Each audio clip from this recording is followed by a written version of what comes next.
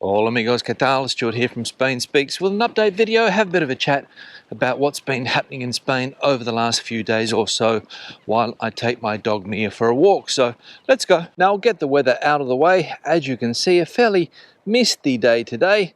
Very poor visibility. In fact, I can hardly see the Atlantic Ocean. So that's what we're dealing with currently here in this part of Portugal at least. But hopefully around 10 or 11 a.m.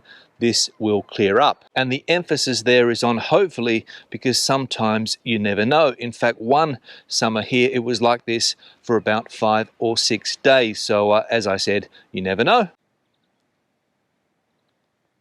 Now I'll get the nitty-gritty out of the way, I'll get the politics out of the way, and yesterday was another big day for politics in Spain. As we know, the King of Spain, Felipe VI, has been sitting down with political parties over the last couple of days, Monday and Tuesday, trying to work out who will be able to form government in Spain. And yesterday he spoke, or he issued a statement saying that he wants Mr. Feijoo to try and form a parliament, I think around the 29th or the 30th of August, so at the end of the month. Incumbent Prime Minister and caretaker Prime Minister Pedro Sánchez also sat down with the King and tried to convince him that he has the support to be able to form a government, to get those 178 votes necessary to form a government. But the King chose Mr. Feijoo because customs, and I think the Constitution, states that the party that was the most voted for party at the previous elections has the right to try to seek that investiture first. And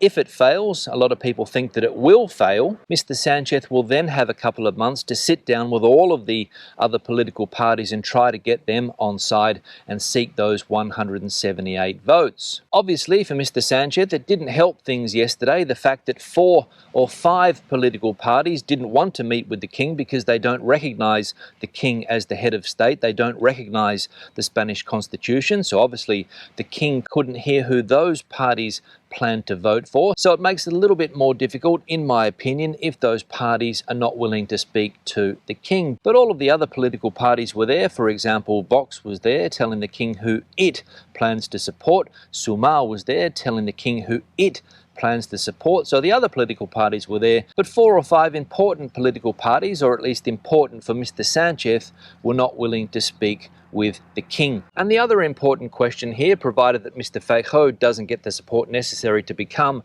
Prime Minister, and if Pedro Sánchez in a couple of months' time doesn't get support either to become Prime Minister, what's going to happen? Well, there's going to be elections. And it's very important the time frame that we're dealing with here, because nobody wants elections around that Christmas period, because as we all know, Christmas time in Spain is a time when the country virtually shuts down. 24th, 25th, 26th of December, nothing much is happening. In fact, up until the 7th or 8th of January, nothing really is going on. So nobody in Spain wants to have elections around that Christmas period. So that is another one of the reasons why the King is in a bit of a hurry to get things moving along, because nobody in Spain wants to go to the polls during that Christmas period in December.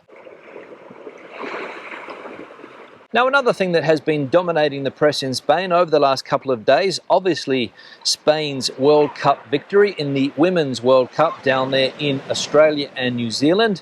The final held in Sydney, of course. 75,000 people or so showing up to watch that final, so a big day for women's sport. Not sure if it's the biggest crowd for a final in that event, but pretty close to it, I think. So Spain adding another World Cup trophy to the trophy cabinet. We know the men's team won back in 2010 down there in South Africa, and now the women's team in 2023. So congratulations, Spain, a fantastic football nation and a successful football nation at an international level.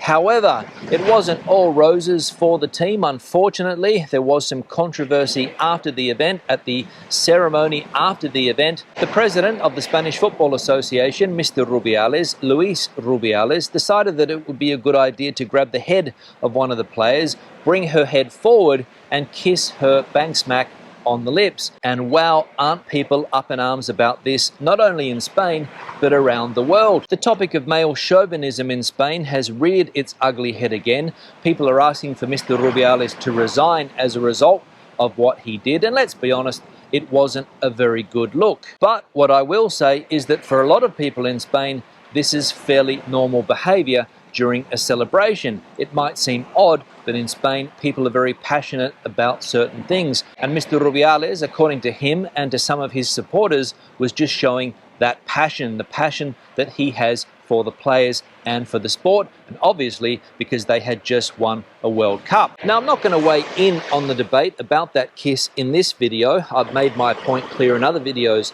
over the last couple of days, and lots of people in the comment section have put their points of view forward as well. Some people think that there's nothing wrong with that kiss. They agree with Mr. Rubiales and people that think that that's a normal celebration, and there are people vehemently against what Mr. Rubiales did. But a comment was left on a video yesterday by a viewer, and I'm going to read the comment out, and it says that in Spain it's common to kiss when greeting, and that moment was in extreme euphoria.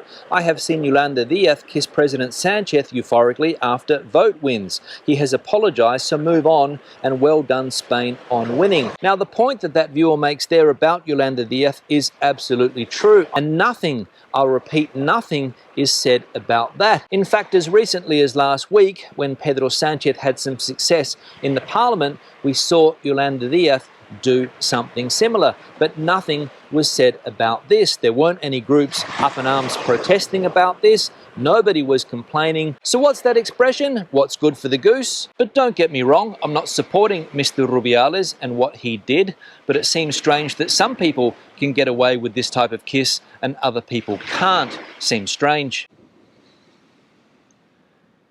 Now, the final thing I want to talk about today is another comment that I had from a viewer asking about cooler places to spend their summers. Andalusia apparently is getting a little bit too hot for some people and they're looking for a cooler change. And this person said, how about Portugal? Where can I go in Portugal to find some relief from those hot summer months? And I'll be honest, not only in Portugal can you find cooler places, you can also find places in the north of Spain, Galicia, Asturias, Cantabria, as I pointed out yesterday. But here in Portugal, I would say anywhere on the coast from the centre of the country up. So halfway between Lisbon and Porto on the coast, you can find cooler temperatures. However, these places are still affected by heat waves. But what happens is that normally, and I'll say normally because it doesn't happen every day, or it hasn't happened this summer, normally you get a cool breeze coming in off the Atlantic, which brings temperatures down. And that's one of the issues of some parts of Andalusia, is that you don't get that cooling sea breeze. But here in Portugal, you can find a cool breeze most days. On that note, I'll wrap the video up. Questions and comments, please leave them in the section below. Debate the video out as you normally do. If you have an opinion about any of the topics that I have spoken about today, the comment section is the place for you. Give the video a thumbs up if you liked it, thumbs down if you didn't. I'll see you in the next one. Hasta luego, from a misty part of Portugal.